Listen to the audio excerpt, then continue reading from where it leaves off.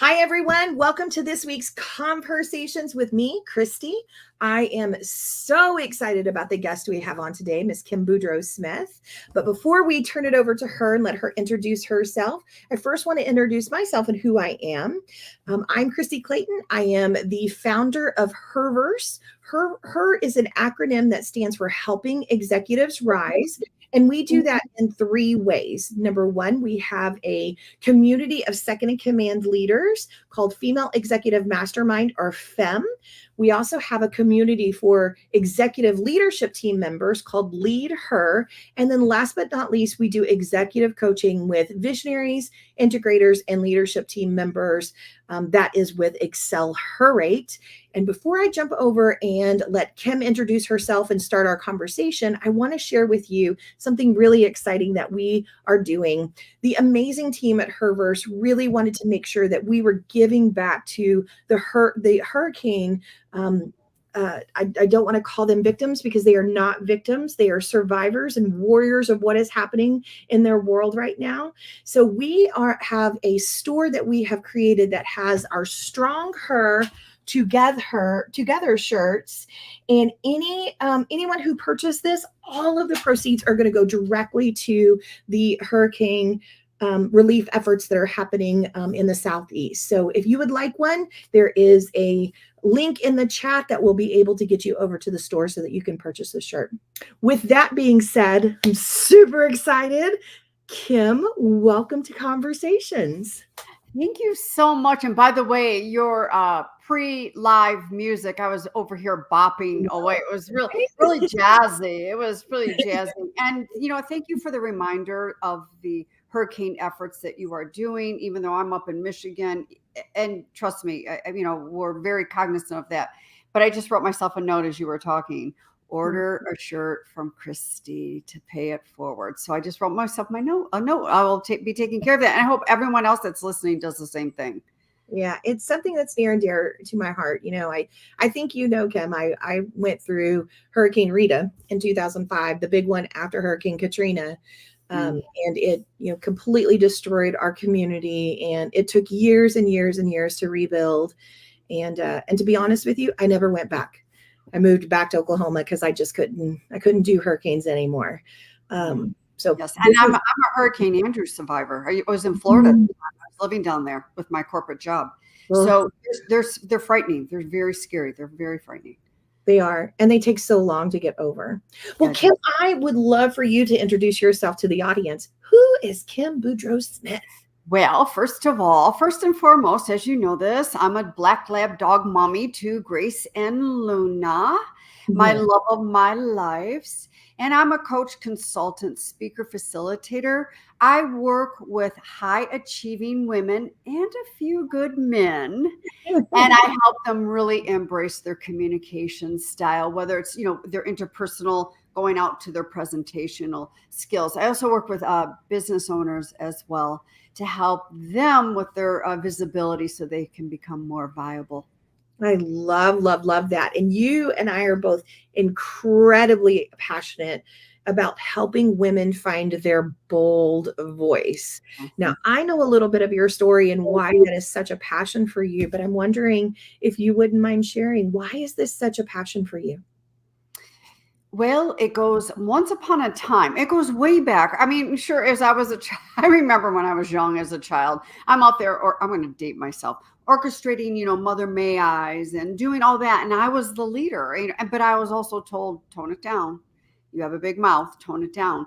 So I took those words into all the way through high school. And after high school, I was very successful, got into my corporate career. I was very successful.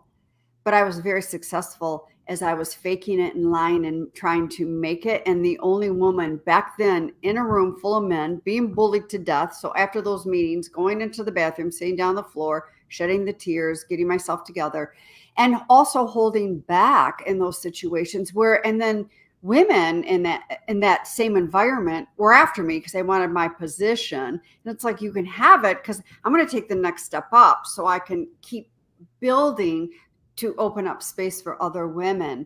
So I'm very, very passionate about women, and it's becoming even more popular in with their voices as well. It's just we need both out there, but especially women, because we've had so many societal BS pressures against us, saying, don't ruffle feathers, sit up straight, don't speak like that, pull back, go small, be big, act like a man.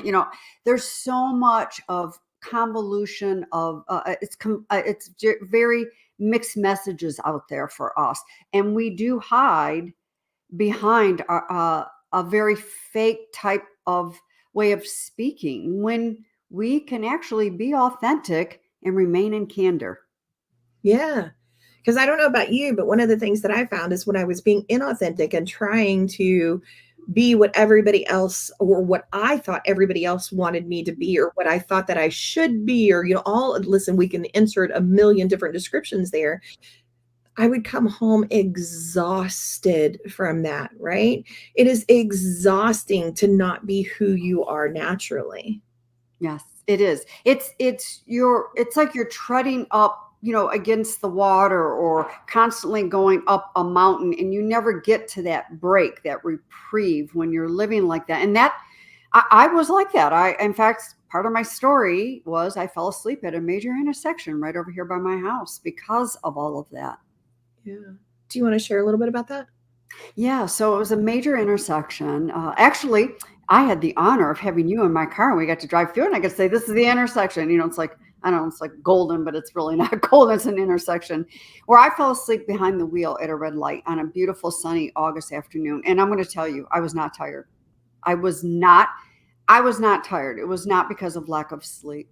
And not only did I fall asleep once, but I fell asleep twice. And thank goodness my foot didn't come off the brake. Nobody was hurt. I was not hurt, because I would have been in the middle of the intersection if that would have happened.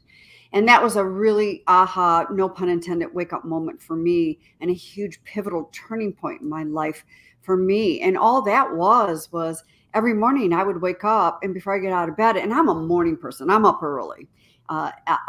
Before I wake up, I would just go, what's my calendar like today, so I can come back to bed? And I'm not even out of bed. So it doesn't surprise me I fell asleep, behind the wheel. And actually, just recently, I just experienced not falling asleep behind the wheel, where I was driving up that same road. My eyes were getting heavy, and I'm like, whoa, time out. What's going on? What am I telling myself? What am I doing? What's going on that I'm feeling like I'm slipping into this? Now, I do have to take into granted, postmenopausal things like that. But it was for a while there, my eyes would get a little heavy at a specific time of the day when I was in the car. And so I had to navigate scheduling, make sure I'm caring for myself. And I'm not feeling it, so I had to really check in. I love that. I love how you described how you're really taking care of yourself, because that is important. And I do think a lot of times, especially as women, we do tend to be caretakers, right? So whether it's families, or it's community, or it's even our jobs, we take on that caretaker, taking care of everybody else first and putting ourselves last, which oftentimes means we don't take care of ourselves, right? Because we are exhausted, and it's just one more thing we have to do. Yes. Yeah, it is. And then the whole story begins. And we all, trust me, we all have an internal dialogue, critical story going on, whether it's, I'm not good enough to be sitting here, comparison, sit on down, go get another degree, all that stuff. We all have it. But the key is to get it minimal, and to be able to switch when you're in those moments. I mean, allowing it without fighting it, and being able to pivot in those moments. Yeah. Well, and my story, because you were my coach, helping me prepare one of my biggest keynote speeches that I did at Summit a couple of years ago, being very vulnerable and sharing my own story about imposter syndrome, and my Betty that loves to scream at the top of her lungs and tell me I'm not good enough, or like you said, comparing myself to other people when I just need to be me and who I am. So I can definitely understand and relate to that. Why do you think that as leaders we have those inner voices that tell us we're not good enough, or doing the comparison, or putting us down, that somebody else could do this better than we do? What do you think that stems from? Well, actually, a lot of that starts back when we're very, very extremely young. Like I'm talking like kindergarten, first grade young. So I would love to see some kind of personal development type classes when we're in kindergarten and in first, and take it. So as opposed to when we get into high school and on to college, then, we're like, wait a minute, what's going on here? But Yeah. we do a lot of that because number one, there someone or something said something to us.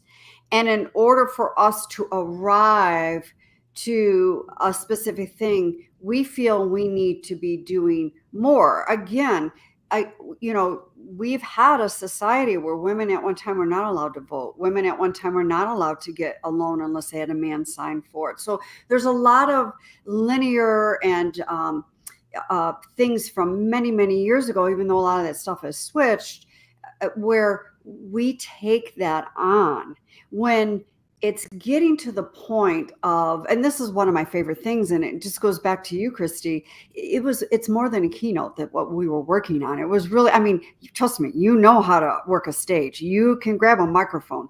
It was more than that of what those 6 months that we were working through, and to get you up there, to be able to so powerfully share that story about your Mimi. What a story, and the influence, but to be able to cry, to get the audience to get to that point. So it's a lot of things that we are told that we feel we need more, as opposed to, but what's wrong right now in this very given moment? That's the most powerful, bold voice, by the way. What's wrong? There's nothing wrong with me right now in this very given moment. Yeah. No, I couldn't agree with that more. And it's so funny because I've actually been talking to several of my clients about this too, Kim, where there's this something that happens inside of us, both men and women, by the way, that we're always thinking about, what do I not know? How do I make this decision if I don't know everything I need to know? Or, how do I do this if there's someone else that could do it better than me? And one thing that keeps recurring in several conversations I've had recently is people saying to me, but what do I do if I don't know all the info? Well, you have to make a decision, right? And every single time we make a decision, we can look back on it 6 months, a year, 5 years, 10 years later and say, wow, I wish I would have known all the things that I know now to be able to make that decision. But man, make the decision with the information that you have now, make it boldly, make it confidently. And if something changes, if you learn more information or the environment changes or whatever, you can always pivot and change, but be bold enough to make those decisions. Well, and that's the most powerful piece of communication, Kristie, is to use our voice, not to harm, but to heal. And whether that healing looks like, whether it's our internal healing, or whether we're reaching out compassionately to someone else, or we're in an executive type situation with some high stakes conversations. And yeah, a question's thrown at you and you don't have all the information. First of all, it doesn't mean you're unprepared, doesn't mean you're a loser, it doesn't mean any of that. You can simply just say, you know what, I'm unclear and don't have all that. But however, if you give me 24 hours, I'll get it back to you via email. It works better than trying to skip your way through it, sweat, giving wrong information. And then it's that fake it stuff. Then you start attracting more of that fake it stuff. And then we lose ourselves. I did it. We lose ourselves. I couldn't agree more. I know I lost myself for a little while doing a constant comparison. Comparison was my weakness, right? Constantly comparing myself. Oh my gosh, Nicole Menicky would be so much better at this. And, Katie Sandquist, oh my gosh, like she's absolutely incredible. I know she would be, fantastic. And I would just constantly compare myself to everybody else. And, oh, I'm not nearly as great as this person, or, I don't have the education that this person has. And, oh, I don't have the skills or the experience that, holy moly, the number of comparisons that I would make was just absolutely ridiculous. And those comparisons are absolutely ridiculous. But what you were saying about Nicole and Katie, which I know Nicole and Katie, I've had the honor of meeting them. That is not false. That is very true, what you were saying about them. But when we are telling ourselves, oh my God, Nicole can do this far better than I can, that's not true. We all have a unique propositional selling, all that we bring to a table, our qualities that we bring to the table. What happens is getting from our start to that table, we drag ourselves through mud. We beat ourselves up. And then we want to lean in at that table or a room or a stage, call it whatever you want, and be heard. All of us have a right to step up and speak and be heard. We all do. But when we're listening to that critical dialogue, first and foremost, and then trying to flip it as it comes out of our mouth physically, it becomes a collision. It becomes chaos. It is not our true self when we get to that point. Yeah, I couldn't agree more. And you're right, Nicole and Katie, they are both fantastic. They are fabulous second in command leaders. And I'm not them. I have different experiences and I have different things that I bring to the table.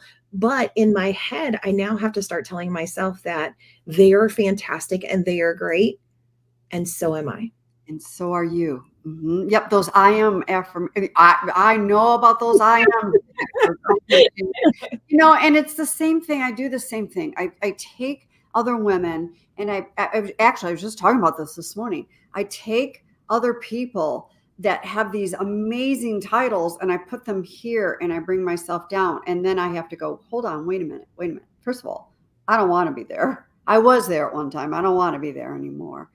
And we are all human. So think back to when, I was at breakfast and my female integrators here in the Detroit area go, have you met Kristie Clayton? I'm like, no, I'm going, wait a minute, who's Kristie Clayton? And who referred Kristie Clayton? And they're like, ooh, the Kristie Clayton. I'm like, ooh, don't do that. And I'm like a nervous wreck coming to a phone call like this going, wait a minute here. Do you see how we can take that internal dialogue and really use it against us? Take our self-doubt down the tank, take our confidence down the tank, our esteem down the tank, when we are just as magnificent to come to those phone calls. Yes, I could not agree more. And there were several conversations that we had around people putting "the" in front of my name and how intimidating that was for me and how it spiraled me in a really negative way, because for whatever reason, like I took that as a load on my shoulders of living up to this standard of "the." Now, what people were saying to me is like, oh my gosh, you're the Kristie Clayton, like the one who did this, like, that's so cool. But for some reason, my mind twisted it into this, I now have like some standard that I have to live up to that I don't even know and understand. Yes. And I agree. I understand those heavy shoulders, because I don't know about you, but as a coach, I really set those standards, and again, this was another conversation this morning. I set those standards up, but as coaches, we're not the ones that need to be working hard. Our clients are. Sure, we guide, but our clients are the ones that need to go work hard. And it's not what's happening. This was just a big aha this morning. In fact, I wrote it down as I look over here on my desk.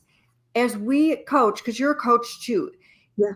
Our coaching sessions are deepening the learning, but they get to go and forward the action. And that's where the meat and that's work. So, because I do put pressure on myself, gosh, these people are hiring me. And sure, I show up, but I'm like carrying the weight, the Kristie Clayton weight on my shoulders. And that is not what we are supposed to be doing as responsibility for coaches. Again, another form of communication. Yeah.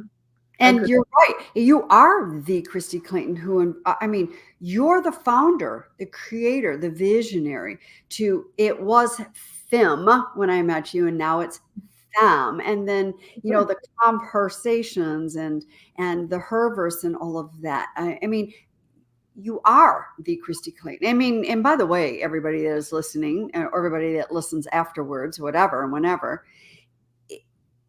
yes, I was at FIM a couple of years ago, and it was FIM, so no disregard or anything. And you were a client, and to see that, I mean, it was breathtaking. I mean, it's a huge event, and it's a huge event. I mean, events are not for the faint of heart. I mean, they're a lot of work, and you have huge support because you're very smart around you pulling the team, because we are not solo here and let's kill ourselves to get to things. So it was quite impressive. And then it was like, oh yes, the bird this, so I can see how that the would do, mentally, but it's more of a accolade, the Kristie Clayton. And by the way, I put that on my post yesterday when I was sharing the show, the Kristie Clayton, because it's a term of endearment on my behalf. I know. And I definitely try to take it that way, but it was a lot of work for me to really overcome that. Right. And it's one of the things that I talk about a lot, for others that are really going through that as well. You can overcome it. You just have to really quiet the negative voices and reframe things in a way that it is positive. So where I originally took on the as a weight on my shoulders, I now do see it as the compliment that people really truly intend for it to be, not some kind of burden on myself. Right. So I've been able to reframe that and really harness it. So, and by the way, thank you for the kind words, because it was a joy to have you at the Nashville Summit. And of course, Phoenix is in a couple of weeks, and we're all gearing up for it. And I cannot, since you mentioned it, I cannot go without saying, yes, there is an amazing team. Sheila Dodd leads an incredible planning team that puts on this event. I just get to be lucky enough to show up and be there. And it's a huge event. Everybody that is listening, it's just a huge event. Unfortunately, I can't be there. I couldn't navigate the time changes, the fly. I just couldn't do it. So, but next year will be a totally different story. Absolutely. Well, Kim, you've talked about this voice, and I think one big question I have for you is, people who do have, whether it's imposter syndrome or, the negative conversations or, comparison, what is one piece of advice that you would give them? How do they turn that negative conversation they're having with themselves into a positive, so that they can start moving forward in a different direction? Well, I have a lot of things that we can do, and it's not a one-stop shop. Okay, so let's go back to a couple of years ago and what your talk was about. So I'll use that for an example. I am positive affirmation statements are a game changer for you, Kristie. For me, I have to massage them a little bit differently, but that's a tool right there, is I am positive affirmation statement. One of my most favorite things is breathing, is breath work and breathing to help quiet down that, so that you can show up in an executive communication, executive presence, a keynote, a TED Talk, high stakes conversation, daring conversation, whatever that may look like. Is that pausing and that breathing is huge. Another thing, and I believe you're very good at this, and I ebb and flow. I have my moments where I'm on with this, and I have moments where I'm off with this. But because I have multiple tools. I mean, like 1 month I might be journaling. Journaling is another thing. Mirror work is huge. Meditations, and I don't necessarily mean just sitting, crossing your legs and going into the Om. It could be a walk in the woods. It could be listening to something guided or whatever. But for the most powerful thing, and it took me a long time to get to this, is when you're in those moments and that inner critical dialogue is going up and it's holding you back from really getting to what you truly, really want to say. And I don't care if it's in a interview like this or wherever the case may be, is one of the things that I've been able to do, of course, when things aren't live and stuff, and I'm here alone and I'm hearing that critical dialogue, I've learned to physically push my chair away and go, what do I need right now? And if I sit long enough, the answer will come, and I've got a very rebellious teenager. I mean, sometimes she'll pop up first before my truest heart speaks, and she's like, throw that computer across the room. Okay, well, then I laugh, and then it's like, hang on, what do I need? What do I need? Oh, I know what I need. And then I'm able to divert things that are going on. That's really, really great. Well, and for me, it's very similar, right? Like giving your comparison, your imposter syndrome, an identity to where you really like have a conversation to quiet them. It can be really, really important. And I don't think you'll be surprised to hear me say, I have developed a tool around this too, and I'll share it with you when we get off of here. But I'm going to be sharing it at Summit this year, so I'm really, really I know, right? I'm really, really excited to share it with the Herverse and with Fem this year. So I'll make sure that I share that with you too. Yeah, please do. I can't wait to hear about that. I love it. Well, Kim, I knew this would be a fantastic conversation. Thank you for talking about women using our bold voices, quieting those imposter syndromes and those comparisons that we do, and really truly leaning into our powerful voice and how we can do that. So thank you so much. Yeah. I love to end the conversation with rapid fire questions. I know. Are you ready? Let me scoot in. Let me get closer. Okay. All right, let's get serious here. So the first question is, when you think of a woman of a past generation that you would like to honor, who would you like to recognize? Oh my gosh. There are just so many. And I'm going way, way, way back. And I'm even losing the names of a couple of them. Harriet. Oh my God, why am I losing her last name? She back in the slavery days, and she freed herself, and then went back and went on to free even more. I mean, God, I would love to honor her. I'd like to meet her. I would like, what were you doing, girl? And so it's Harry. I cannot remember her last name. Harriet Tubman. Thank you. Oh my gosh. Why did I lose that last name? She would be one of them that I would really honor, because boy, talk about paying it forward. I mean, she freed herself. They walked 100 miles to free themselves, changed their names, but then she went back multiple times to get more pay. I'm like, yes. Wow. I know. Her story is absolutely incredible and inspiring for all of us. Love it. What about a woman of today, of current generations that are in business, that either you really want to empower or that empowers you? We don't have enough time. My list is long. I don't have one specific person. I mean, I could sit here, across the screen and say Kristie Clayton, and there are so many people like. Oh my gosh, they're just so Jamie, and I always mess up Jamie's name. Munoz. Yeah. Munoz. I mean, oh my, there are so many. There is not just one. There are so many. Yeah. There's some amazing women in this world today that we are a generation that is truly making change. I'm so excited to be part of this generation. Me too. What about a woman of a future generation, a younger generation that's coming up? Who would you want to inspire? Well, I hope I inspire people, period. Just, whether I know about it or unbeknownst to me, but there are so many. I've seen some of these like 30-year-old young women launching these badass, amazing businesses. It's like, whoa. And they're doing it from their heart, the passion. They're not like, oh, I need to go and get a corporate career, which, I did that, and a title and make lots of money. I mean, they're very more heart-centered. So those are the ones I'm hoping. I mean, I don't know them all, but I'm hoping I can do some inspiring, because they're inspiring me. I could not agree more. There are some amazing, amazing women that are coming up, and I just cannot wait to continue watching them blossom. It's absolutely incredible.